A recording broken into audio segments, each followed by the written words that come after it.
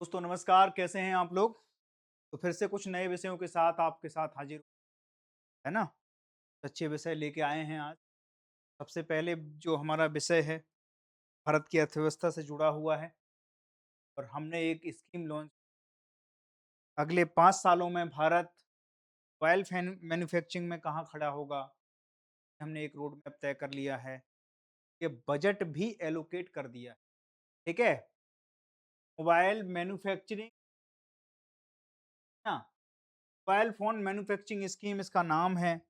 इसके लिए 62,500 करोड़ की एक अच्छी खासी रकम हमने क्या करी है, एलोकेट की है और हम 2026-27 से 2030-31 तक का रोड मैप लेके चल रहे हैं। अभी तक हमारे साथ क्या दिक्कत है, भारत दुनिया में केवल क्या है, एक असेंबलिंग का काम करता है। मैन्युफैक्चरिंग में हम उतना ज़्यादा ध्यान दे नहीं रहे हैं, ठीक है? तो उसमें ना तो रोज़गार की अभी पूर्ति हो पाती है, हमें उतना रोज़गार भी नहीं हमें मिल पाता है। दूसरी चीज़ जो हमारा मुद्रा भंडार है, वो डॉलर में हम पे करते हैं, इससे क्या होता है, विदेशी मुद्रा भंडार हमारा कम हो जाता है। इन सब चीज़ों का सॉल्यूशन देखते हुए भारत दुनिया में दूसरी सबसे बड़ी मैन्युफैक्चरिंग हब है। उन चीज़ों को और कैसे हम यूटिलाइज़ कर सकते हैं, किस तरीके से हम वो कर सकते हैं, उसके लिए गवर्नमेंट ने क्या किया है, मैप तैयार किया। रोड मैप तैयार करने के बाद फिर क्या किया, में बजट भी एलोकेट, ठीक है? मोटी-मोटी इसकी क्या है कि सबसे पहले तो कितना 62,500 करोड़ का बजट एलोकेट किया है अगले 5 सालों के लिए। ध्यान रखना 1 साल का नहीं है ये। कितने का है? केंद्रीय मंत्रिमंडल की इसमें मंजूरी मिल चुकी है और अब ये क्या हो जाएगी? एक मूर्त रूप योजना का क्या कर लेगी? रूप धारण कर लेगी। बात समझ में आ गई? अब पहले एक production link incentive for large scale electronic manufacturing एक वो चलती थी, स्कीम चलती थी 2020 में। 2020 से शुरू हुई थी, जो कि अभी खत्म हुई है हाल के दिनों में। उसके रिप्लेसमेंट के बाद फिर हमने कहाँ पे कदम रखा? तो हमने यहाँ पे कदम रखा 2026 से 2030 के बीच में। ये वाली स्कीम चालू होगी 5 वर्ष के लिए। बजट एलोकेशन है 62,500। बात समझ में आ गई? अब आगे चलते हैं, इसमें क्या-क्या चीज़ें हैं जो आपको जानना है? इसकी मुख्य आवश्यकता क्यों पड़ी? ये ज़रूरत क्या थी इसकी? तो इसमें क्या था कि सबसे पहले विदेशी विदेशी मुद्रा क्या है? अधिक खर्च हो रही थी। हम कहाँ से? डॉलर में पे कर रहे थे, कुछ कंपोनेंट मँगाना है, कुछ मँगानी है। भारत का एक उद्देश्य ये भी है कि भाई हम अपना विदेशी भंडार खर्च करें। वैसे ही तो डॉलर की मार पिटी, डॉलर इतना ज़्यादा हो गया, रुपए रुपए जो है वो क्या है? डेफ़िसिट हो रहा है दिन प्रतिदिन, 100 पार चला गया है ना? तो इस तरीके से तो काम नहीं चल पाएगा, तो उसके लिए क्या है, हम लॉन्ग टर्म थोड़ा हमें आत्मनिर्भर बनना है, दुनिया पे हमारी निर्भरता कम हो जाए, इसके लिए हम क्या कर रहे हैं, सेल्फ मैन्युफैक्चरिंग में मोबाइल मैन्युफैक्चरिंग सोचो आप, इंडिया का एक दौर था, मगर उस समय एंड्रॉइड पे सिर्फ एक भी ब्रांड नहीं है इंडिया के पास। मोटोला वगैरह अगर छोटी पूरी कंपनी देख लो, तो वो मैं उसकी नहीं कह पाता हूँ, लेकिन आप सोचो कि एक भी कंपनी है और इंडिया सबसे बड़ा कंजम्पशन सब चीज़ों का, ठीक है? टोटल इलेक्ट्रॉनिक गुड्स होते हैं ना, इंडिया उसका बहुत बड़ा चंग अपने करता है कंज्यूम। अच्छी चीज़ ये है कि उसके प्रोडक्शन की ज़्यादातर चीज़ें या तो हम असेंबल कर लेते हैं या मैन्युफैक्चर लगभग 99 हम खुद ही असेंबल कर रहे हैं और खुद ही क्या कर रहे हैं, मैन्युफैक्चरिंग। तो फिर हम पे उतना बोझ पड़ नहीं रहा है उन चीज़ों का, लेकिन बाहर से वो सब प्रोडक्ट के लिए आ ही रहा है। बैटरी चाहिए, लिथियम बैटरी चाहिए, इसके बाद सेमीकंडक्टर चिप चाहिए। अब इन सब चीज़ों की चुनौतियाँ रहेंगी ना, तो उसके लिए क्या है, भारत विदेशी कंपनियों पर निर्भर रहता था। जैसे एप्पल का कोई कंपनी है, एप्पल की कंपनी यहाँ पे क्या कर रही है, असेंबलिंग ही तो कर रही है। और क्या कर रही है बताओ आप? ठीक है? अब पीएलआई योजना के बाद क्या हो गई,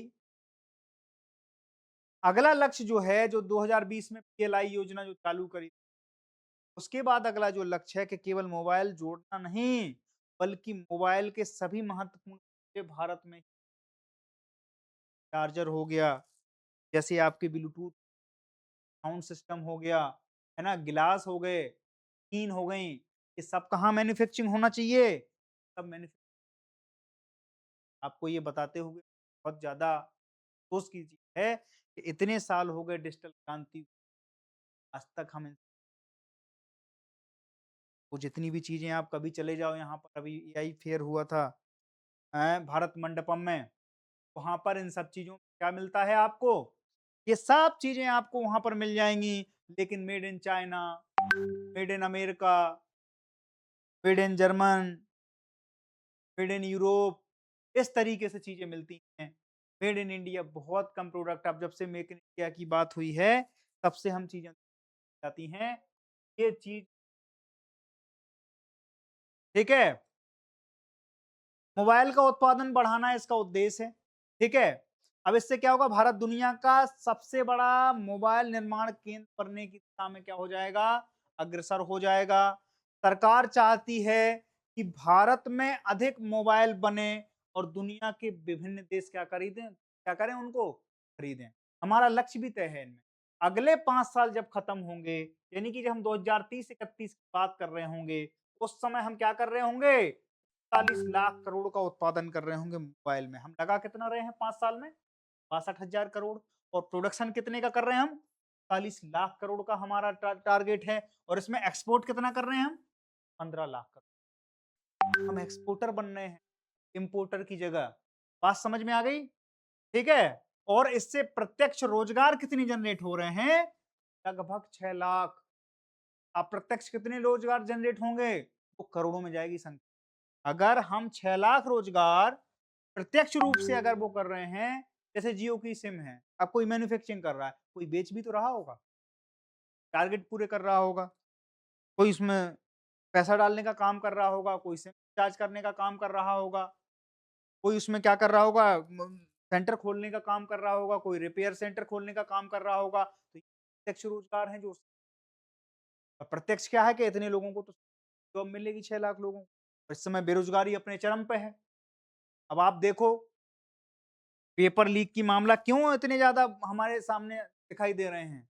क्योंकि रोज़गार से जुड़ी बहुत ज़्यादा संवेदनशील उन चीज़ों को देखते हुए सरकार जो है बिल्कुल अपने आँख, कान और शरीर के सारे पुर्जे खोलते हुए देख रही है। रोज़गार बढ़ाना ही पड़ेगा। ये जो भारत की जनसंख्या है, जो युवा जनसंख्या है, इसको हम इस तरीके से नहीं छोड़ सकते हैं। बात समझ में आ रही है आपके? तो इस तरीके से काम नहीं करेंगे। उसके लिए क्या है? रोज़गार बढ़ाने के घरेलू मूल्य संवर्धन हमारा डोमेस्टिक वैल्यू एडिशन क्या है? तो उसमें क्या है कि यदि कोई मोबाइल 20,000 का है, तो उसके अधिकांश हम क्या करते हैं पार्ट, वो भारत बाहर से इम्पोर्ट करता है। भारत का योगदान क्या करने का है केवल? विडंबना है। डिस्प्ले हो गई, कैमरा हो गया, है ना? पीसीबी हो गई, बैटरी हो गई, इसके बाद आपका चार्जर होगा, केसिंग हो गई, उसके पीछे की पेस्टिंग हो गई, सब कुछ हम क्या कर रहे हैं? सब कुछ बाहर से मंगा रहे हैं और हम क्या कर रहे हैं? खाली असेंबल करके दे दें। ये लो आईफ़ोन असेंबल होता है, तो ध्यान रखो सुधार लो इन सब चीज़ों को। अगर आईफ़ोन भारत में बनता होता, आज भारत की बात समझ में आ गई?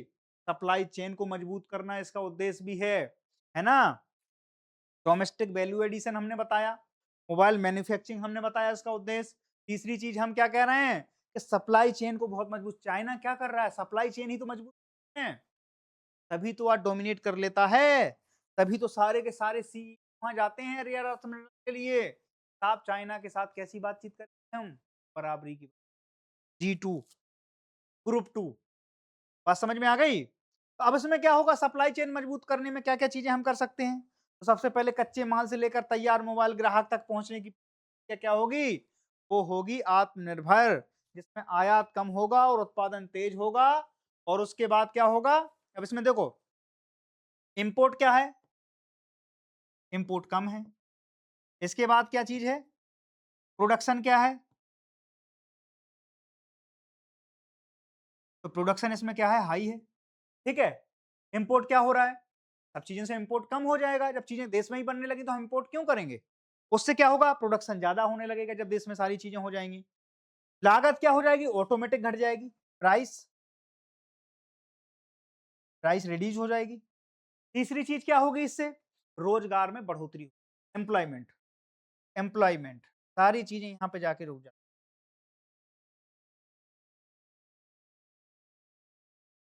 ठीक है? एम्प्लॉयमेंट क्या हो जाएगा? इंक्रीज़ हो जाएगा। बात समझ में आ गई? तो ये सारी चीज़ें क्या हो गई? बढ़ गई। एक तो क्या हो जाएगा? आयात कम होगा, ठीक है? दूसरी चीज़ प्रोडक्शन बढ़ जाएगा। प्रोडक्शन बढ़ने के साथ क्या होगा? प्राइस में भी कमी आ जाएगी। बाहर से मँगाएँगे तो ऑटोमेटिक चीज़ें बाहर से बहुत ज़्यादा महँगी, ठीक है? हमारे पास रोज़गार बढ़ेगा, स्वरोज़गार की उत्पत्ति होगी। आत्मनिर्भर बनने की ओर हम क्या हो जाएँगे? अग्रसर हो जाएँगे। चौथी चीज़ इसमें क्या होगा कि वैश्विक स्पर्धा में हम क्या हो जाएँगे? आगे हो जाएँगे। अब ये कैसे होगा? तो भारत केवल घरेलू बाज़ार तक सीमित नहीं रहता है। इसमें क्या है सरकार का लक्ष्य मेक इन इंडिया से मेक फॉर द वर्ल्ड। पहले हम एक काम कर रहे थे कि मेक इन इंडिया फिर सरकार ने एक इनिशिएटिव लिया कि मेक इन इंडिया से काम नहीं चलेगा। हम भारत में बना रहे हैं ये ज़रूरी नहीं। Make in India make for the world. Bharat में कोई चीज़ बनेगी वो दुनिया के लिए बनेगी। ठीक है? इस चीज़ का भी लक्ष्य लिया गया है। अमेरिका, चाइना जित पर देख लो क्या कर रही हैं? खुद के खाने के लिए खुद तो खा ही रही हैं, तुम्हें बेच भी रही हैं, उससे अच्छा खासा मुनाफ़ा कमा रही हैं। जब तक हम इस माइंडसेट के साथ नहीं उतरेंगे, तब तक हम प्रतिस्पर्धा कर ही नहीं पाएँगे। हम कॉम्पिटिशन में आ ही नहीं पाएँगे। और हेल्दी कॉम्पिटिशन में रहने के लिए दोस्त, कॉम्पिटिशन सारी चीज़ें हम यहाँ प्राइस कट के क्यों कर रहे हैं? कॉम्पिटिशन, एम्प्लॉयमेंट जनरेशन क्यों? क्योंकि हमारे पास चीप लेबर उपलब्ध है। उन्हें रोज़गार भी अभी तो कुछ नहीं मिलता है। अगर उन्हें रोज़गार मिल जाए 20-25 हज़ार रुपए महीने का उन्हें मिल जाए, 50,000 रुपए मिल स्किल्ड, सेमी स्किल्ड और क्या नाम से स्किल्ड लेबर को, क्या दिक्कत है वो क्यों सब चीज़ें सरकार कहीं न कहीं इस चीज़ देने में विफल हो रही है, इसलिए ये सारी चीज़ें जो आप घटनाएँ देख रहे हैं आए दिन, वो सारी की सारी चीज़ें बढ़ती जा रही हैं। ये केवल इनके लिए नहीं है, आने वाले लोगों के लिए बहुत ज़रूरी है। क्योंकि अगर ऐसी चीज़ें नहीं हुई, तो आने वाले में, आने वाले समय में और विकराल रूप ले लेंगी और ज़्यादा भीषण हो जाएँगी। इसलिए एम्प्लॉयमेंट जनरेशन में बहुत ज़्यादा गवर्नमेंट क्या कर रही है, इसलिए पहले हमने लोन बाँटे, कह रहे हैं कि आप आत्मनिर्भर बनिए, ठीक है? और दूसरी चीज़ 5वीं चीज़ हम इसमें क्या कर रहे हैं? महत्व हम जो समझा रहे हैं उसमें 5वां महत्व ये है कि भारतीय ब्रांड विकसित करना। भारत का एक भी ब्रांड ऐसा नहीं है जो भाग्य है हम दुनिया के सारे ब्रांड तो आईफ़ोन को अपने हाथ में लेके हम पैसे बात तब थी दोस्त जब आप अपना नोकिया इस लेवल पे पहुँचा देते। जब ये सारी चीज़ें इस लेवल पे पहुँचा देते कि वो एक अमेरिका का व्यक्ति हाथ में लेता, वो कहता है ये देखो मेरे पास नोकिया है, आदमी हूँ। मैं इस टेक्नोलॉजी काम करता हूँ, मैं इस चीज़ करता हूँ, प्रेफ़र करता हूँ। तो 100% एन्क्रिप्टेड है, जो बहुत ज़्यादा सिक्योर है, इसे लेने के बाद बहुत अच्छा फ़ील बात समझ में आ गई? तो हम क्या कर रहे हैं कि भारतीय ब्रांड को भी विकसित करने में इस फंड का रोल है। क्या होगा? हमारी ब्रांड वैल्यू बढ़ जाएगी। आज अधिकांश बड़े मोबाइल ब्रांड विदेशी ही हैं, ठीक है? भारतीय कंपनियाँ मोबाइल डिज़ाइन करें, भारतीय कंपनियाँ अपना सॉफ्टवेयर विकसित करें, भारतीय कंपनियाँ अपना पेटेंट बनाएँ डिज़ाइन का और उस डिज़ाइन को पूरी दुनिया में क्या करें हम? पुट करें। तब तो इन सब चीज़ों का लाभ है। यही तो चाहिए ब्रांड वैल्यू और जब तक ब्रांड वैल्यू तक आपकी कीमत से भी कम होती। बात समझ में आ गई? इसलिए ब्रांड वैल्यू विकसित करना बहुत ज़रूरी है और अगर आप 150 करोड़ 50 करोड़ लोग अगर दुनिया में अपनी ब्रांड वैल्यू विकसित करा पा रहे हैं, तो ये हर पानी में डूब मरने की है। सोचो आप कितना बड़ा चंक है। अगर आप एडवर्टाइज़मेंट करने पे आ जाएँ, हम क्यों नहीं करते अपनी कंपनियों का? हम ही क्यों अपनी कंपनियों के दुश्मन हैं? हम क्यों एप्पल को प्रेफ़र करते हैं? क्योंकि हमने हमारे माइंडसेट से सोचा ही नहीं, आदी हो चुके। हमें लगता है कि वो गोरे वाले जो है ना, अगर वो कोई ऐसी टेक्नोलॉजी दे दें हमें सबसे वो नहीं है। हम जो बना रहे हैं वो बहुत सुपीरियर है। जो मिशन भेजा था ना मार्स पे, तो दुनिया की कॉस्टिंग का 1/4 भी नहीं था। हमने जब अपना पहला रॉकेट लॉन्च किया था तो कहाँ किया था? साइकिल पे लाद के ले गए थे विक्रम साराभाई। तब जाके इसरो की ब्रांड वैल्यू दुनिया आज अच्छे खासे इंस्टीट्यूट में होती है। इसरो चेक कर लेना कि बहुत ज्यादा, मतलब आप समझ लो कि सम्मानजनक स्पेस एजेंसी है। बड़े-बड़े देशों की एजेंसियों को कोई नहीं जानता है, तो वो कारनामा करके दिखाती है। अलग बात है कि हमारी जो मैन्युफैक्चरिंग है, प्राइवेट मैन्युफैक्चर प्लेयर हैं, उनने क्या किया है कि इसरो से 100 सवा सौ वैज्ञानिक क्या कर रहे हैं, कूच कर गए हैं। लेकिन मैं उसको ज़्यादा बुरा इसलिए भी नहीं मानता हूँ, क्योंकि वो भारत की ही कंपनियों में पार्टिसिपेट। बात समझ में आ गई? तो इसमें क्या होगा? इसमें भारत का खुद का पेटेंट होगा, खुद की ब्रांड वैल्यू होगी। ये उद्देश्य भी है इस पूरी पूरी क्या नाम से स्कीम का।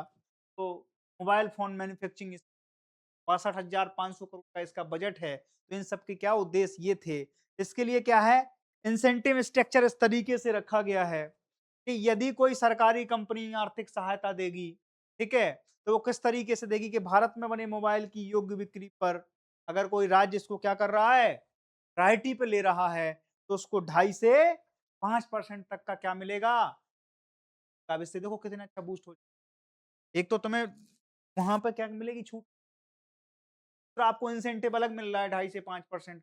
5% बहुत हो जाता है कंपटीशन में, ठीक है? दूसरा प्रोत्साहन कि यदि कंपनी भारत में बने पीसीबी, कैमरा, बैटरी, चार्जर, अन्य कंपोनेंट जो है, वो क्या कर रही है? अगर भारत में ही बनी चीज़ों का उपयोग कर रही है, बाहर से नहीं मँगा रही है, तो 1.5% अलग से सोचो आप 5% वो जोड़ लो, 1.5% ये जोड़ लो, 6.5% इंसेंटिव हो गया टोटल। इससे क्या है, उसकी कॉस्टिंग में ज़बरदस्त उछाल आ जाएगा। अगर कोई मोबाइल मान लो कि 1 लाख का है, उसको 6,000 तो 6,500 तो वैसे ही माफ़ कर दिए गवर्नमेंट ने। वो क्या कर सकता है, वो उस मोबाइल को 94,000 में बेच दे, 95,000 में बेच दे, सीधी 5,000 की कटौती आ गई अगले से। क्या होगी? बिक्री ज़्यादा बढ़ो, और बढ़ोतरी ज़्यादा होगी तो हमारा क्या होगा? मैन्युफैक्चरिंग बढ़ेगी, मैन्युफैक्चरिंग बढ़ने से रोज़गार बढ़ेगा और भारत को हैं वृद्धि हो जाएगी हमारी, ठीक है? हमारे परिणाम क्या होंगे? परिणाम के लिए हमने बताया आपको कि हमारा लक्ष्य है कि 39 लाख करोड़ का हमें पूरा का पूरा प्रोडक्शन मिलेगा 2030-31 तक, और हम इसमें क्या कर रहे होंगे? 15 लाख करोड़ का एक्सपोर्ट कर रहे होंगे, हर कोई जो लक्ष्य लेके चल रहे हैं अभी, ठीक है? और 6 लाख से ज़्यादा प्रत्यक्ष रोज़गार हम अनुमान लगा के चल रहे हैं कि ये तो होगा ही होगा। बात समझ में आ गई आपके? ये चीज़ें होने के बाद आप एक चीज़ ध्यान रखना, आपको कुछ फैक्ट बता रहे हैं हम, शायद आपको नहीं। 2014-15 में जितना हम का नाम से विनिर्माण करते थे, किसका? इलेक्ट्रॉनिक्स प्रोडक्ट का। आज की डेट में हम उससे कम से कम 7 गुना ज़्यादा क्या कर रहे हैं? प्रोडक्शन कर। गवर्नमेंट ने कहीं न कहीं इन पर काम किया है, तब जाके ये, क्योंकि ये एक दिन की बात नहीं है कि वो उनकी जीडीपी साहब बढ़ गई हमारी। आप जब एक पूरा इकोसिस्टम बिल्ड करते हैं, तब जाके ऐसे सुखद परिणाम देखने को मिलते हैं। आज हमारा जो इलेक्ट्रॉनिक्स विनिर्माण का जो क्षेत्र है, वो 2014-15 की अपेक्षा 7 गुना बढ़ चुका है, ठीक है? और जो इलेक्ट्रॉनिक्स आइटम हैं, उनका जो एक्सपोर्ट है, वो 11 गुना बढ़ गया है। मतलब हम 2014-15 में मान लो कि अगर ₹100 क्या करते थे, ₹100 का एक्सपोर्ट करते थे, आज वो 1100 का एक्सपोर्ट, एक छोटी अचीवमेंट। इसीलिए हम ये लक्ष्य लेके चल रहे हैं 15 लाख करोड़, ये बहुत बेसिक है। 40 लाख करोड़ का अगर प्रोडक्शन है तो ये 15 लाख करोड़ बहुत बेसिक है जो मैं बता रहा हूँ।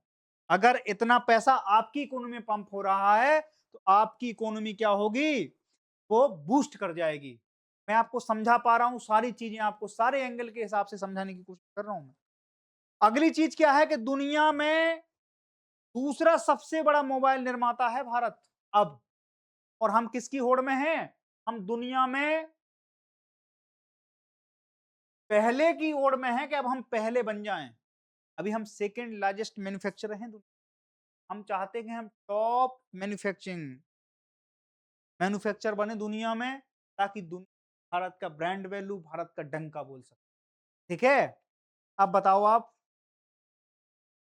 घरेलू उत्पादन में क्या है हमारा? घरेलू उत्पादन में भारत में उपयोग होने वाले 99.2% मोबाइल फ़ोन कहाँ बनाए जाते हैं? असेंबल। पहले बताया आपको, मतलब हम 99% मोबाइलों को या तो असेंबल करवा रहे हैं इंडिया में, या फिर हम बनवा रहे हैं। एप्पल है, हमारे यहाँ असेंबल से भी कॉस्ट कटिंग हुई है। अगर वही चीज़ हम गल्फ से मंगा लें उस एप्पल को, उसी एप्पल के मोबाइल को हम अमेरिका से ही मंगा लें, वहाँ से कॉस्टिंग ज़्यादा आ जाएगी। ठीक है? इसलिए ये सारी चीज़ें क्या हैं? ज़रूरी हैं। 5वीं चीज़ ये है कि 2025 में स्मार्टफ़ोन भारत में सबसे बड़ा निर्यात उत्पाद बन गया है। ध्यान रखना, स्मार्टफ़ोन जो भारत में है, वो सबसे बड़ा उत्पाद जो है निर्यात के लिए सबसे बड़ा उत्पाद बना हुआ। सबसे बड़ा एक्सपोर्ट कर रहे हैं हम किस चीज़ का? स्मार्टफ़ोन। ठीक है? जो डीज़ल फ्यूल और जो आप देखते हैं, है ना?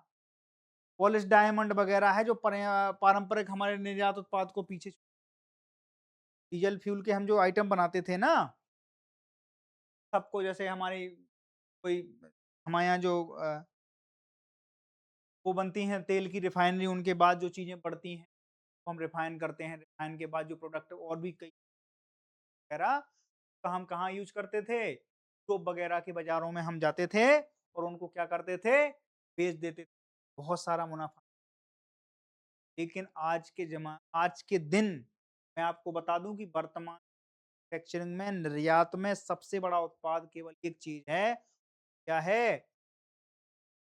ठीक है? अब 2 चीज़ें समझो आप।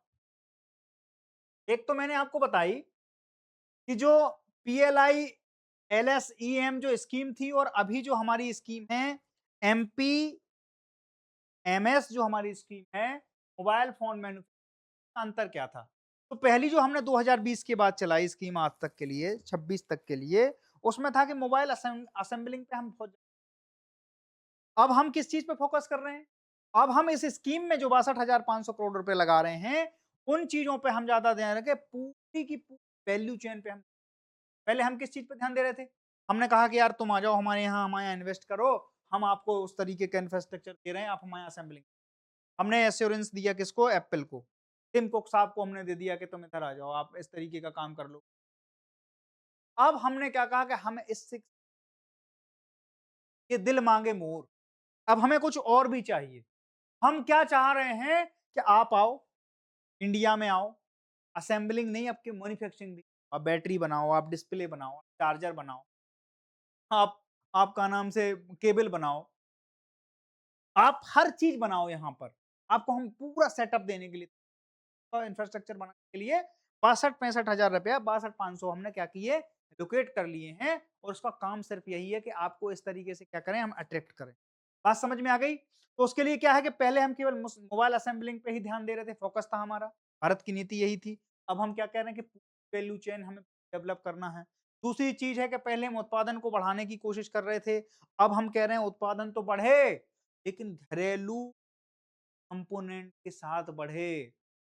ध्यान रखना बेसिक सा अंतर। पहले हम खाली प्रोडक्शन की बात कर रहे थे, लेकिन अब हम कह रहे हैं कि नहीं, हम केवल मेक इन इंडिया के साथ ही जाना चाहते हैं और उसके लिए आपका सहयोग जो है वो भी रहेगा। मतलब ये नहीं कि टोटल मेक इन इंडिया के साथ जाएँगे, जब तक चीज़ें सामान्य नहीं हों, तो हम कोशिश ये करेंगे कि ज़्यादातर शिफ्ट काय पे हो हमारी, make in India, make for the world. ठीक है? सीमित वैल्यू एडिशन था, अब अधिक वैल्यू एडिशन है। ठीक है? वैल्यू एडिशन की हमने पहले ही बात करी थी। ये पहले सीमित था, अब इसको क्या किया? वैल्यू एडिशन बढ़ा दिया है। 5वीं चीज़ क्या है कि विदेश निवेशक आकर्षित करना था, अब भारतीय ब्रांड और आर-एन-डी विकसित करना है। पहले हम था कि भैया आ जाओ, हमें दे दो, आप कुछ कर लो, हम रेड कारपेट बिछा देते हैं। कह रहा नहीं, आप मत जाओ, खुद का ब्रांड ऐसा भी जो है एस्टेब्लिश करेंगे, आनेगा इस भाषा में और उस भाषा में अंतर है। इस भाषा में और उस भाषा में उतना ही अंतर है, जैसे कि दाता और ग्राही में अंतर होता है। पहले थे हम ग्राही थे, अब हम किस ओर बढ़ चले हैं? दाता की ओर बढ़ चले हैं। ठीक है?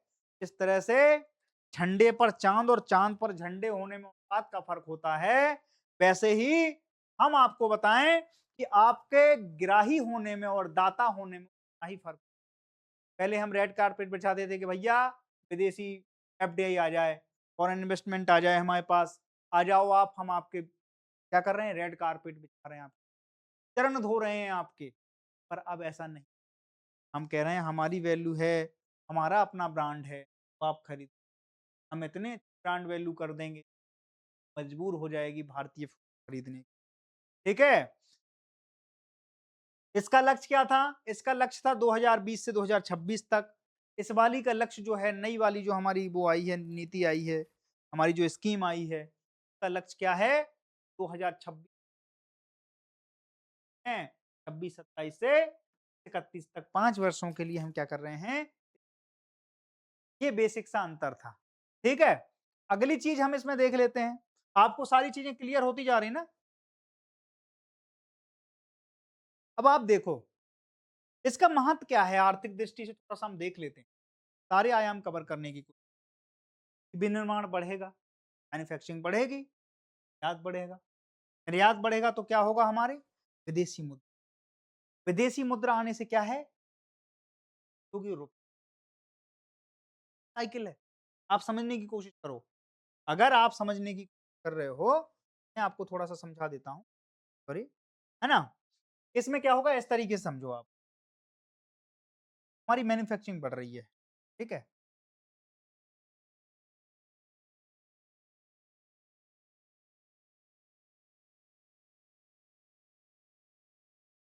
हमने क्या किया, मैन्युफैक्चरिंग को क्या किया, बढ़ाया, ठीक है? अब मैन्युफैक्चरिंग इंक्रीज़ करने से क्या होगा हमारा? एक्सपोर्ट बढ़ेगा।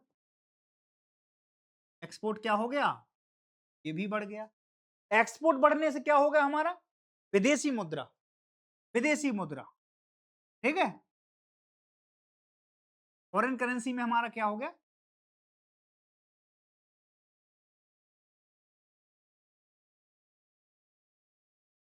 फॉरेन करेंसी भी इंक्रीज़ हो गई।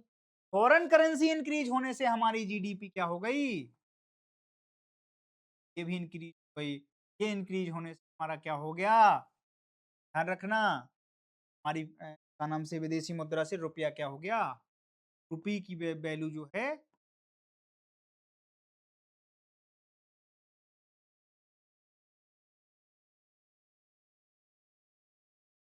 क्या हो गई? बात समझ में आ गई? और ये चीज़ बढ़ेगी अगर मैन्युफैक्चरिंग, तो डायरेक्ट क्या होगा हमें? रोज़गार, एम्प्लॉयमेंट जनरेट होगा, एक्सपोर्ट बढ़ेगा, हमारे पास विदेशी मुद्रा आ जाएगी, भारत की पूरे की पूरी क्या हो जाएगी? बल्ले-बल्ले बढ़ जाएगी। दूसरी चीज़ है रोज़गार। रोज़गार कैसे बढ़ेगा? अब रोज़गार पे भी चर्चा कर लेते हैं। इससे क्या होगा? रोज़गार बढ़ेगा। क्यों? मैन्युफैक्चरिंग होगी तो ऐसे थोड़ी हो जाएगी, उसमें वर्कर लगेंगे। सप्लाई चेन बनेगी तो उसमें वर्कर लगेंगे। हमारे कई स्किल्ड वर्कर लगेंगे। उसमें क्या होगा? सबसे पहले फैक्ट्री होगी, एस्टेब्लिश हो जाएगी। क्या? फैक्ट्री होगी, ठीक है? फैक्ट्री के बाद क्या होगा? इलेक्ट्रॉनिक आइटम आएँगे, उसमें इंजीनियरों की भर्ती होगी। इंजीनियरों की भर्ती के बाद क्या होगा?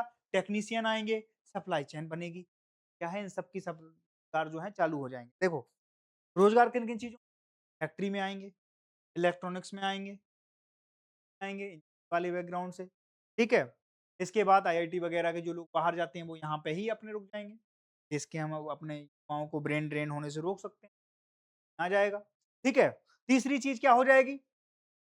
किस क्षेत्र में रोज़गार बढ़ जाएँगे? टेक्नीशियन, ठीक है? इसके बाद सप्लाई चेन के क्षेत्र में, ऑर्डर ले जाने वाले, ले आने वाले, शिपिंग वाले, ये सब रोज़गार तो बढ़ेंगे, पूरा सिस्टम बढ़ जाएगा, ठीक है?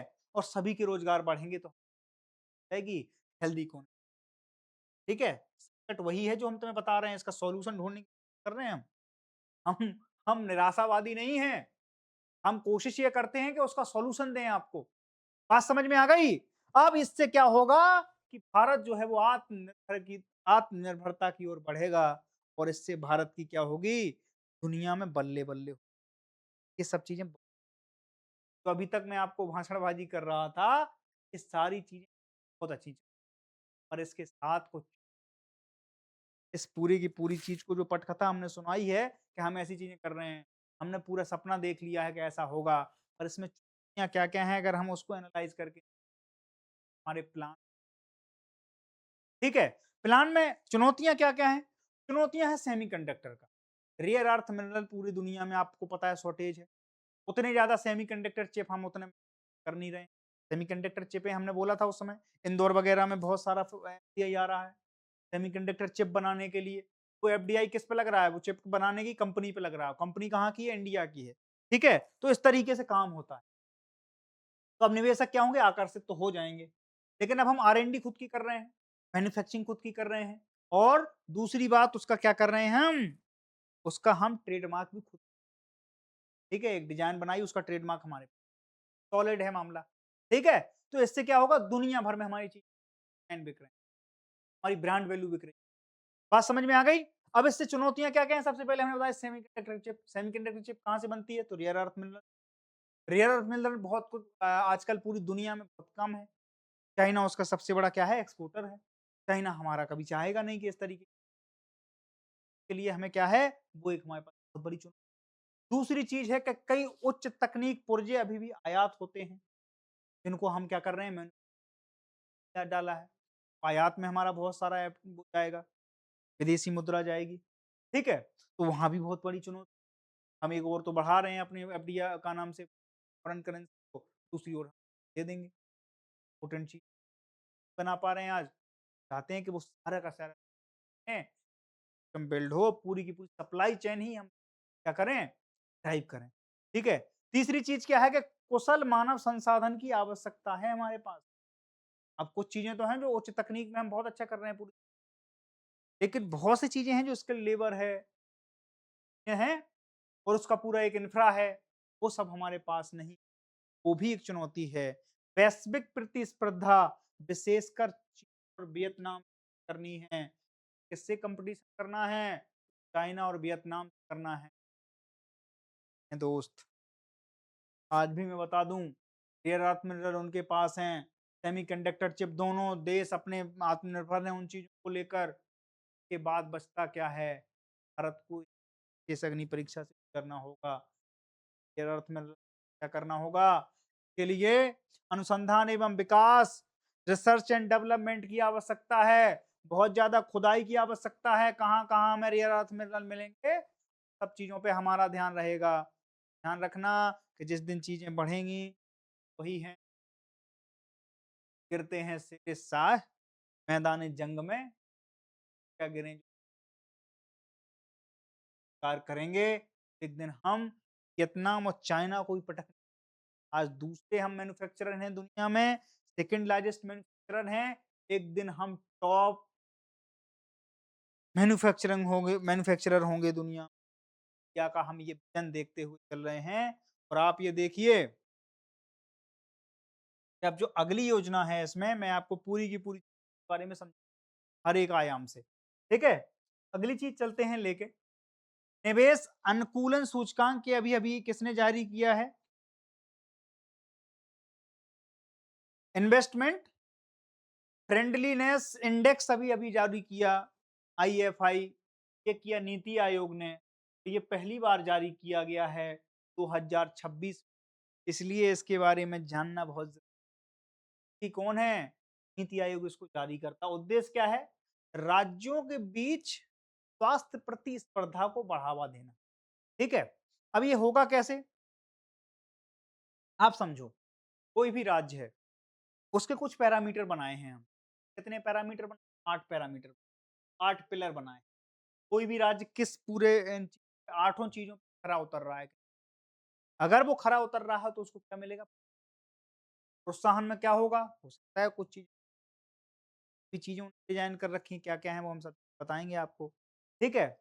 अब आप कोई भी राज्य ऐसा है जिसने अपने यहाँ कुछ ऐसा बना रखा नियमों में कुछ, कई राज्य ऐसे हैं जिन्होंने बहुत जटिल रूल आज भी बना, तो वहाँ पर इन्वेस्टमेंट आ ही ना जाए, जैसे पश्चिम बंगाल ने बना रखे। वहाँ पर अब चीज़ें क्या हो रही हैं, सरकार अपने स्तर पे तो काम कर रही है एफडीआई को आकर्षित करने के लिए, फॉरेन इन्वेस्ट, क्या और लोगों ने किया ऐसा?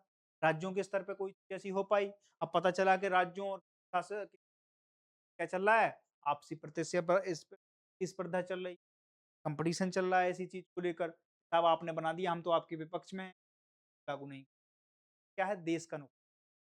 देश की मैन्युफैक्चरिंग में क्या हो सकता है, प्रभावित हो सकता है। ठीक है? तो इसीलिए नीति आयोग ने उन सब चीज़ों को बढ़ावा देने, सब चीज़ों का स्ट्रेस दूर हो, ठीक है? और क्या होगा, इन सब चीज़ों में कुछ चीज़ें अच्छी आ जाएँ, क्या होगा, सबका डाटा आधारित मूल्यांकन हो, पैरामीटर हो, उनमें अगर कोई चीज़ किसी राज्य के हों, किसी भी पार्टी के लोग हों, ठीक है? और किसी भी तरह के लोग हों, उनके लिए फिर ये क्या बनाया गया, इंडेक्स बनाया। नरेंद्र मोदी ने एक बैठक करी थी, कब? 2024 में, नीति आयोग की। उसकी नॉमी गवर्निंग बॉडी की जब वो हुई, काउंसिल की बैठक हुई, है ना? गवर्निंग काउंसिल की बैठक होती है, काय में नीति कौमी जब बैठक हुई तो उसमें इस बात को रखा गया था, अब राज्यों को निवेश आकर्षित करना होगा, अब केवल केंद्र नहीं करेगी, राज्यों को भी इस तरीके का इंफ्रा देना होगा, इस तरीके का का नाम से विकास करना होगा, इस तरह की योजनाएं चलानी होंगी, जिससे कि भारत के जो दुनिया के जो इन्वेस्टर हैं वो कहाँ, राज्यों की आकर्षित, जैसे अभी सेमीकंडक्टर की चिप के लिए मध्य प्रदेश ने अपना बना लिया मामला, मध्य प्रदेश को फायदा मिलेगा, लॉन्ग टर्म फायदा मिलेगा, ठीक है? केवल ईज़ ऑफ डूइंग बिज़नेस से काम थोड़ी चलेगा कि हमने सब चीज़ें बहुत अच्छी कर दी तो हो जाएगा। लॉ एंड ऑर्डर कौन करेगा? ईज़ ऑफ डूइंग बिज़नेस तो तब चीज़ें होती है ना जब कोई चीज़ ज़्यादा जटिल हो गई उसको सिम्प्लीफाई कर दिया आपने। ठीक है भाई, काम करने के लिए बहुत ईज़ी है, वन विंडो वो सॉल्यूशन मिल रहा है हमें। एक ही खिड़की पे सारे सॉल्यूशन आ रहे हैं। और खराब होगा तो ग्राउंड रियलिटी पे क्या है? जैसे आप समझो चाइना ने कहाँ बलूचिस्तान में इन्वेस्ट, पाकिस्तान ने पूरा ईज़ ऑफ डूइंग बिज़नेस कर दिया उनके साथ। साहब आपके लिए जो आपको लो फाइल भी आप ही भर लो, खुद सारी चीज़ें कर लो, आप डैम बना दो। लॉ एंड ऑर्डर तो है ही नहीं वहाँ। अब वो बम फोड़ रहे हैं उनके डैमों पे। बेचारे क्या करें, वहाँ के इंजीनियर को पकड़ के मार दे रहे हैं। वो भी स्थितियाँ तो देखी जाएँगी ना। तो अगर वो सारी चीज़ों में आप आगे हो, आपने उसके लिए सारी चीज़ें कर रखी हैं, तब सरकार क्या करेगी? उसका मूल्यांकन करेगी। मूल्यांकन करने के बाद आपको प्रोत्साहित किया जाएगा। बात समझ में आ गई? उद्योगों के लिए बेहतर वातावरण बनाना, निवेशकों को विश्वास बढ़ाना, एक स्टेबिलिटी भी हो कि साहब यहाँ पर ये राज्य में कोई दिक्कत नहीं होगी। अगर ये सरकार है तो ये सरकार रहेगी, अगली सरकार आ गई तो हमारे प्रोजेक्ट क्या होंगे? सुचारू रूप से बने रहेंगे। ठीक है? उसके लिए क्या किया? काम कर रहे। अब ये सारी चीजें अगर काम कर रहे हैं आप, फिर क्या दिक्कत है? किसी को क्या समस्या है? और अगर किसी को समस्या नहीं है, तो वहाँ पर इन्वेस्टमेंट कर देंगे। इन्वेस्टमेंट कर दें तो क्या क्या होगा? विकास होना चालू कर देगा। अब इसको किसने किया तैयार? नीति आयोग में बार-बार बता रहा हूँ। निवेश को आकर्षित करना इसका उद्देश्य है, ठीक है? उद्योग स्थापित करना भी इसका उद्देश्य है। निवेशकों को सुविधाएँ देना भी इसका उद्देश्य है। तीसरी चीज़, चौथी चीज़ जो है कि व्यापार को आसान बनाना भी इसका उद्देश्य है, ठीक है? तो इसमें देखो आप मोटी-मोटी चीज़ें क्या हैं कि इसका आधार क्या बनाया गया? 8 पिलर और 24 संकेतकों के आधार पर 28 राज्य व 8 केंद्र शासित प्रदेशों को इसको मूल्यांकन में रखा गया। मुख्य मानदंड क्या हैं? तो आप देखो यहाँ पर मानदंड क्या हैं, एक से चलते हैं। इंफ्रास्ट्रक्चर ठीक है कि नहीं है आपका? आपकी गवर्नेंस ठीक है कि नहीं है? लॉ एंड ऑर्डर की बात कर रहा हूँ। बिज़नेस क्लाइमेट कैसा है आपका? पता चला हम आपके यहाँ बिज़नेस करने आ रहे हैं, आपके यहाँ बिज़नेस क्लाइमेट ही नहीं है, लोग आपकी पसंद ही नहीं कर रहे हैं, ज़बरदस्ती थोड़ी करा लोगे आप, छोटे-छोटे काम लोगों को ही करने हैं जो स्थानीय लोग हैं, तो ऐसा नहीं होगा। तो बिज़नेस क्लाइमेट किस तरीके से है? नियम की सरलता क्या है आपके यहाँ नियम? वित्तीय स्वास्थ्य क्या है आपके यहाँ का? फाइनेंशियल कंडीशन क्या है आपके यहाँ के राज्य की? वो सब चीज़ें देखी जाएँगी। कौशल विकास और रोज़गार किस तरीके से वहाँ पर अभी क्या कर रहा है? सुचारू रूप से है। वो भी इस चीज़, पर्यावरणीय स्थिति क्या है? पता चला बहुत भयंकर पॉल्यूशन है दिल्ली में, देखो आप, कोई आएगा? दिल्ली में क्यों नहीं आता कोई फैक्ट्री लगा? क्योंकि दिल्ली में वो चीज़ें हैं ही नहीं। ऑलरेडी चैम्बर बन जाता है गैस का, 10 फैक्ट्री और लगा दो आप। पैसे ही तो वो लेके मर रहे हैं, ऊपर से आपने उस पे वज़न लाद दिया, हैं? आदमी कमज़ोर हो, उस पे और ज़्यादा भार डाल दो आप, वैसे ही मर जाएगा वो, ठीक है? तो आपके यहाँ पर्यावरणीय स्थिरता क्या है, उसका भी इसमें मेंशन किया गया है।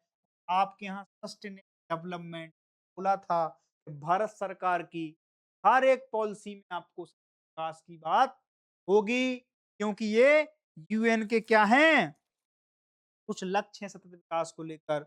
हमने वो लक्ष्य भी बताए थे आपको, ठीक है? अब इसके लिए क्या करना है?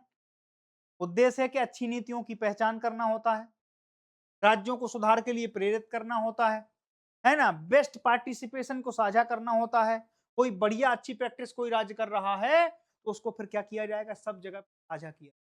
अब मान लो कि कोई फिशरीज़, कोई कोरल एरिया है हमारे, वहाँ पर कोई बहुत अच्छी नीति ला के दी है। अब मान लो केरल ने दे दी, वही चीज़ तमिलनाडु को भी क्या कर देंगे, सरपास कर देंगे। वही चीज़ हम क्या कर देंगे, हम बंगाल को भी कर देंगे और उड़ीसा को भी कर देंगे, ठीक है? ये सारी चीज़ें जो हैं एक अम्ब्रेला की तरह काम करेंगी। एक देश जो है वो अम्ब्रेला है और उसमें कई सारी स्टेप लगी हुई और वो क्या कर रही हैं, देश को मजबूत करने। मान लो कि एक देश जो है वो बरगद का पेड़ है, पेड़ के चारों तरफ क्या हैं, शाखाएँ हैं, शाखाओं के नीचे क्या हैं, बहुत सारी जड़ें जा रही हैं। जड़ें मान लो राज्य हैं, वो राज्य की जड़ें जैसे ही ज़मीन में घुसेंगी, खुद एक पेड़ बन जाएँगी। पेड़ होने के बाद वो भी उसमें क्या करेंगी, ऊर्जा का संचार करने लगेंगी और संपूर्ण पेड़ का क्या हो जाएगा, विकास हो जाएगा। संपूर्ण पेड़ जो है वो हरा-भरा हो जाएगा। हम इस तरीके से काम, ठीक है? कि राज्य खुद में इतने सक्षम हो जाएँ, तो क्या करें, हमारे देश को सक्षम बना दें और मजबूती प्रदान कर दें, ठीक है? कॉम्पिटिटिव फेडरलिज्म को बढ़ाना, आप समझो आप, भारत क्या है? भारत का जो संघीय ढांचा है वो क्या है? फेडरल स्ट्रक्चर ही तो है, संघीय ढांचा हमारा। तो इसमें हम क्या कह रहे हैं कि बिज़नेस पार्टिसिपेशन को क्या कर रहे हैं हम, कि हम कॉम्पिटिटिव फेडरलिज्म को बढ़ावा दे रहे हैं। अच्छा होगा, कॉम्पिटिशन होगा आपसी राज्यों के बीच। हम क्या कर रहे हैं? 28 राज्यों में आपस में कॉम्पिटिशन पैदा करवा रहे हैं। अगर यूपी ने बढ़िया कर लिया तो यूपी को इस बार क्या किया? वेवर दे दिया 25% का टैक्स का, 10% का दे दिया, 50% का दे दिया। तो राज्यों में होड़ मच जाएगी विकास करने की, एफडीआई को आकर्षित करने की, सतत विकास की, लॉ एंड ऑर्डर मेंटेन करने की, एक पूरा इकोसिस्टम बिल्ड करने की। और ये देश की स्वास्थ्य के लिए बहुत जरूरी है। बात समझ में आ रही है आपके? ठीक है। अब आप देखिए, आप इस चीज को आप समझो कि कॉम्पिटिटिव फेडरलिज्म है क्या? जब एक राज्य दूसरे राज्य से बेहतर करने की कोशिश में लग जाता है, ये तो अच्छी चीज है ना। अब हमारे पड़ोस में क्रिकेट होती है, बहुत अच्छी टीम थी। 90 के दशक की क्रिकेट देखिए आप पाकिस्तान की, आज की क्रिकेट देख लो। वो अपनी क्रिकेट को बेहतर करने की बजाय क्रिटिसिज्म पे ज्यादा रहे और अपने अपने लोगों की, वो होता ना कि हमारे लोग ही हमारी टीम में आएंगे रिलेटिव वाले, कि हमारी मौसी का लड़का, फूफी का लड़का, सब चक्कर में वो का पूरा पीसी क्या होगा, उसका फट्टा बैठ गया। बीसीसीआई ने इस चीज को बिल्कुल टॉलरेट नहीं की। सचिन के लड़के को सोचो कि आप जगह नहीं मिली इंडिया टीम में। सचिन कितने बड़े क्रिकेटर, पाकिस्तान में होते तो उनके लड़के के पांव धो के। तो ये चीजें उन्होंने की, हमने नहीं की। हम ये कह रहे हैं कि स्वास्थ्य प्रतिस्पर्धा हो और एक दूसरे के प्रति प्रतिस्पर्धा हो इस चीज को लेकर, जो हम कहते हैं कि कॉम्पिटिटिव फेडरलिज्म, यानी एक राज्य दूसरे राज्य से बेहतर करने की कोशिश में लग जाए, तो मान लो कि देश का विकास हो ही। बात समझ में आ गई? इसी को कहते हैं उदाहरण, कि गुजरात है। गुजरात ने सब में क्या किया है, टॉप किया। लॉ एंड ऑर्डर बहुत अच्छा है वहां पर। मुंबई इसके पीछे लगा है, ठीक है, कर्नाटक है, इस सबके सब राज्य लगे हैं। लेकिन आप समझो गुजरात ने क्यों किया? आठवां पैमाने पे सबसे आगे है, ठीक है। पहाड़ी पूर्वोत्तर राज्य में किसने किया? पहाड़ी पूर्वोत्तर राज्य में उत्तराखंड ने बेहतर किया है और केंद्र शासित प्रदेश है गोवा ने सबसे बेहतर। ये हमारे पास जो है नीति आयोग का क्या था, निवेश अनुकूलता सूचकांक, ठीक है, इन्वेस्टमेंट फ्रेंडलीनेस इंडेक्स आईएफआई 2026, जो कि पहली बार क्या किया गया, जारी किया गया। का उद्देश्य ही यही था कि साहब एक राज्य दूसरे राज्य से बेहतर होने की लग जाए, एक प्रजा दूसरे से बेहतर होने की राज्य में लग जाए, कोशिश करने लग जाए, क्या होगा, इसका तो अपने आप हो जाएगा दोस्त। देश कोई ऐसी चीज थोड़ी है, ठीक है। इसमें 18 पिलर हैं, 28 राज्यों में क्या है, 84 अलग अलग संकेतक हैं जिनको अपना क्या करना है, ठीक है। अब इंफ्रा में क्या क्या हो सकते हैं? इंफ्रा में जैसे हो गया आपका सड़क हो गई, बिजली हो गई, पानी हो गया, लॉजिस्टिक सपोर्ट है आपके यहाँ कि नहीं, ठीक है? आपका गवर्नेंस पॉलिसी में उद्योग नीति कैसी है? निवेश नीति कैसी है? प्रोत्साहन कैसा दे रहे हैं आप उद्योगों को लेकर सीरियस हैं क्या? क्या आप पश्चिम बंगाल जैसा क्या अपने उद्योगपतियों के खिलाफ ही हो गए आप? ममता दीदी ने ऐसी-ऐसी पॉलिसी लाई, वहाँ पर जब मार्क्स विचारधारा जिस कर रही थी, लोगों ने ऐसी-ऐसी पॉलिसी लाई, उन्हें लगता था कि व्यापारी ही दुश्मन है देश। आज भी एक सेंटीमेंट देश में हम हमेशा कहते हैं कि जो व्यापारी हैं वो दुश्मन, ऐसा नहीं। अगर स्वस्थ प्रतिस्पर्धा इस देश में बढ़ जाए, कंपटीशन बढ़ जाए, सब लोगों के हित। व्यापारी कम्युनिटी को मार देना ही सॉल्यूशन थोड़ी है, ठीक है? अब रेगुलेटरी एनवायरनमेंट क्या है? कि राज्य की लाइसेंसिंग पॉलिसियाँ क्या हैं? अनुमतियाँ किस तरीके से मिलती हैं? पता चला कि उसको एनजीटी का क्लीयरेंस नहीं मिल रहा। 6-6 महीने कोई कंपनी इन्वेस्टमेंट करके आई, उसने पैसा उठा रखा है बैंक से, उसको ब्याज नहीं लगेगा। अब उसको 6-6 महीने एनजीटी का क्लीयरेंस नहीं मिला, एनवायरनमेंट के क्लीयरेंस नहीं है, पॉल्यूशन के क्लीयरेंस नहीं मिले उसे। वो क्यों आएगा आपके यहाँ इन्वेस्टमेंट करने के लिए? सिंगल विंडो सॉल्यूशन अगर आपके अंदर है, सिंगल विंडो क्लीयरेंस अगर आपके अंदर है उस राज्य के अंदर, फिर आपको क्या हो जाएगा? आपको ये सारे के सारे जैसे रेगुलेटरी एनवायरनमेंट हो गया, फिजिकल हेल्थ हो गई, ठीक है? कि राज्य की वित्तीय स्थिति क्या है, और ऋण कितना है, उसका राजस्व कितना जनरेट हो रहा है, उस हिसाब से तो मिलेंगी सारी चीज़ें। अब पता चला किसी की ब्रांड वैल्यू है 4 करोड़ की, और वो कह रहा है केंद्र सरकार के साहब हमने अपने सारे पैरामीटर पूरे कर लिए, मैं 8 करोड़। आपकी वित्तीय स्थिति क्या है? तो होता है ना कि आपकी सिविल किस तरीके से है? सिविल पॉजिटिव है, 400 पार है, 700 पार है कि नहीं, फिर आपको क्रेडिट कार्ड मिल जाए। ठीक है? ऐसा ही इसमें होता है, अच्छी चीज़, ठीक है? अब आदमी अपनी सेहत सुधारने की कोशिश करेंगे। प्रशासनिक क्षमता क्या है गवर्नेंस में? ट्रांसपेरेंसी कितनी है?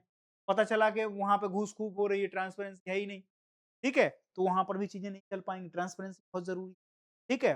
इनोवेशन क्या है? स्टार्टअप कितने लग रहे हैं? रिसर्च कितना हो रहा है? टेक्नोलॉजिकल सपोर्ट कितना है उन लोगों का? तो ये सारी की सारी चीज़ें आपके अंदर होंगी और आपको इन सब चीज़ों को क्या करना पड़ेगा? मेज़र करना, ठीक है? ह्यूमन कैपिटल किस तरीके से है? स्किल्ड वर्कफ़ोर्स है, शिक्षा है, प्रशिक्षण है, ठीक है? वो सारी की सारी चीज़ें इन चीज़ों को फिर हम क्या करेंगे? इस सूची के यही हुआ कि गुजरात ने इन सारे पैरामीटर को पार कर लिया है और इससे क्या होगा?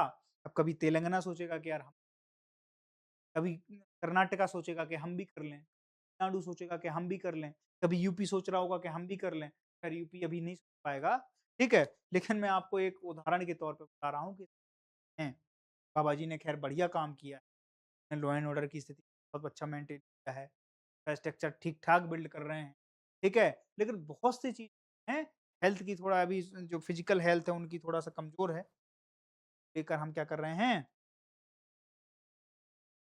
वो सारी चीज़ें हम चर्चा कर रहे हैं। आपको समझ में आ रहे हैं? इनके क्वेश्चन आंसर हम आपको अभी और बताएँगे। तब तक के लिए आप क्या करो, दूसरी चीज़ जो है वो अगली चीज़ के ऊपर हैं, ठीक है? छोटी नदियों का संरक्षण, स्थानीय समाधान और सतत भविष्य की ओर हम क्या कर रहे हैं, बढ़ रहे हैं। इनके ऊपर थोड़ा-सा हम देख लेते हैं, ये क्या है, किस तरीके से हैं।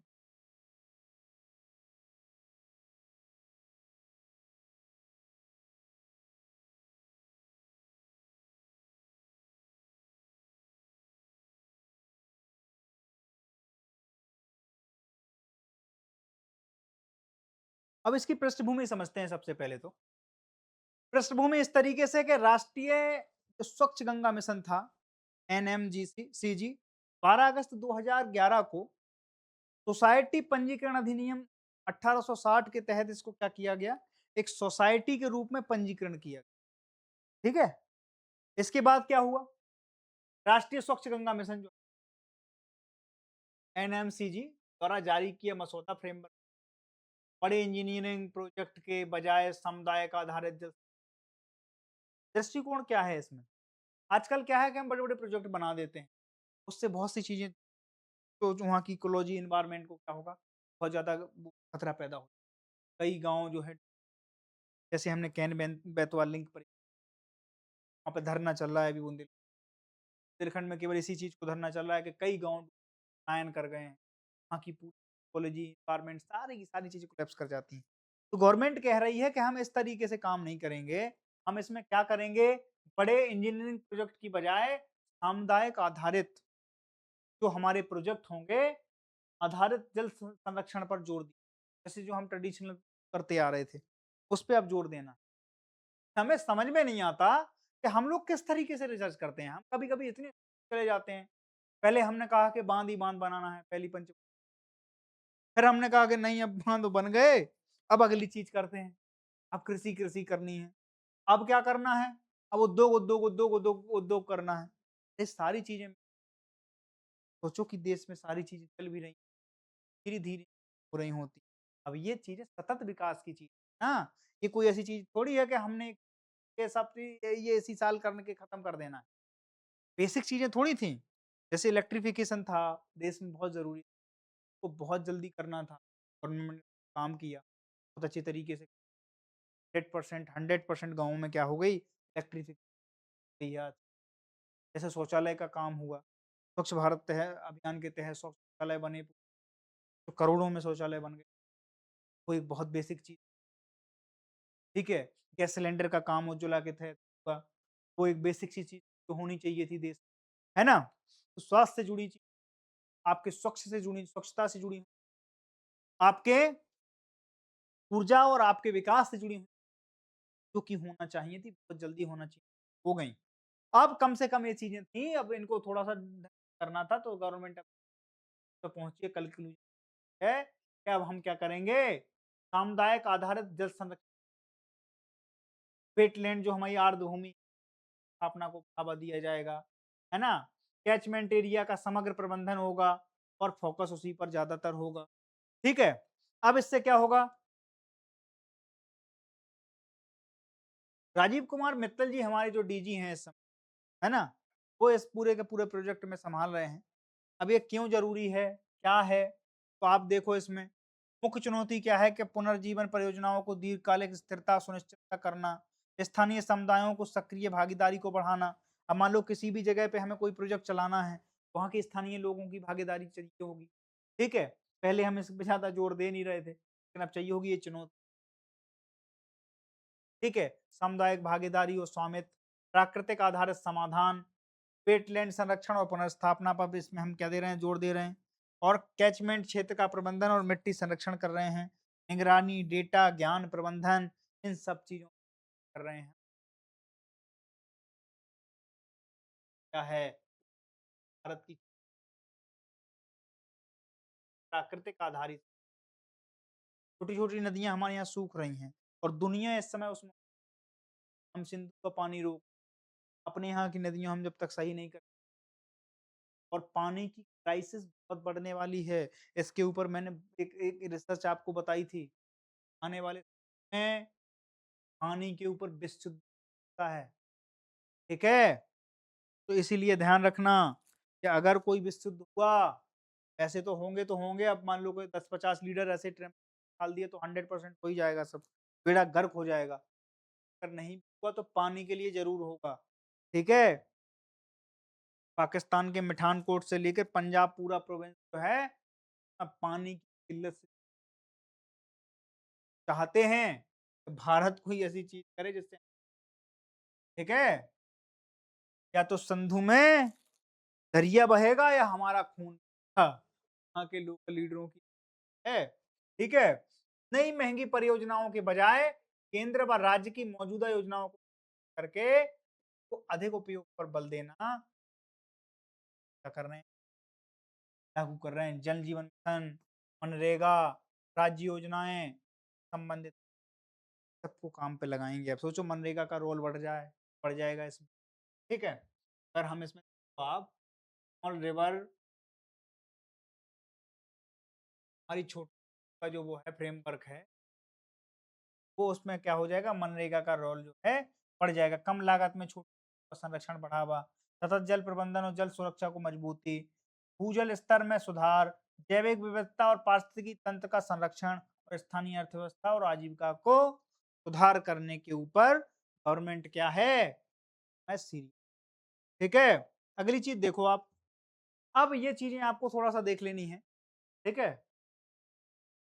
इस तरीके से देखनी है कि मोबाइल फोन विनिर्माण योजना एमपीएमएस के संबंध में निम्नलिखित कथनों पर विचार करिए। ये योजना वित्त वर्ष 2026-27 से 30-31 तक 5 वर्षों के लिए लागू होगी। ये बात, इसके तहत प्रोत्साहन दरें 2.25 से 5% के बीच विभेदित हैं।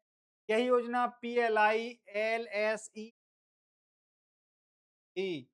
है। अब देखिए आप, तीसरा गलत है।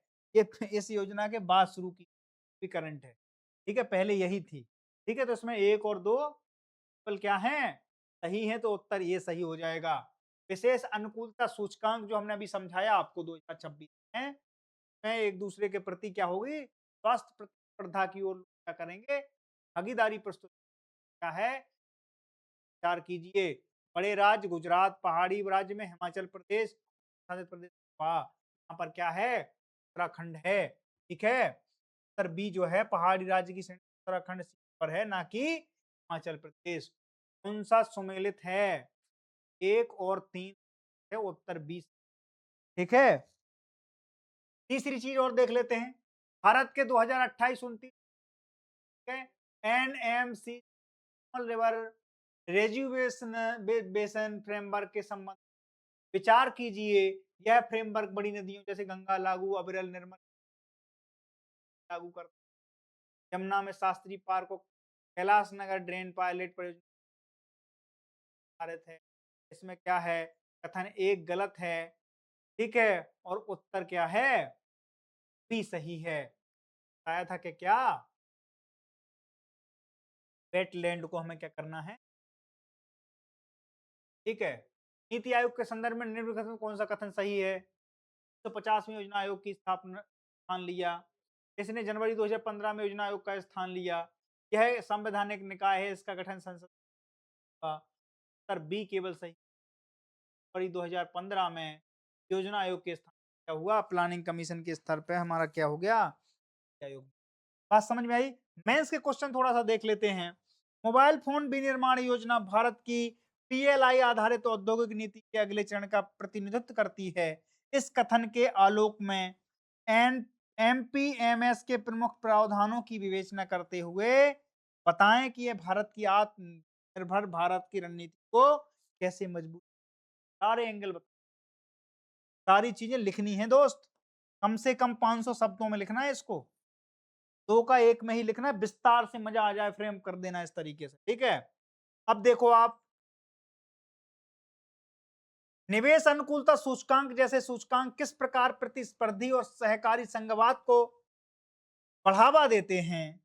तो हमने बताया कॉम्पिटिटिव फेडरलिज्म की बात करी थी। ठीक है, भारत में उपराष्ट्रीय स्तर पर निवेश माहौल में सुधार के लिए ऐसे बेंचमार्किंग उपकरणों की भूमिका की सीमाओं पर चर्चा करें। इसकी बात करनी है। ठीक है, तीसरी चीज जो हम अभी बताएंगे, ये 2 क्वेश्चन आप पहले लिखेंगे आज 500 में, और ये जो है आपको लिखने। ठीक है, आज हम यहीं रुक रहे हैं, कल फिर कुछ नए टॉपिक्स लेके, तब तक के लिए चलते हैं, इजाजत दीजिए।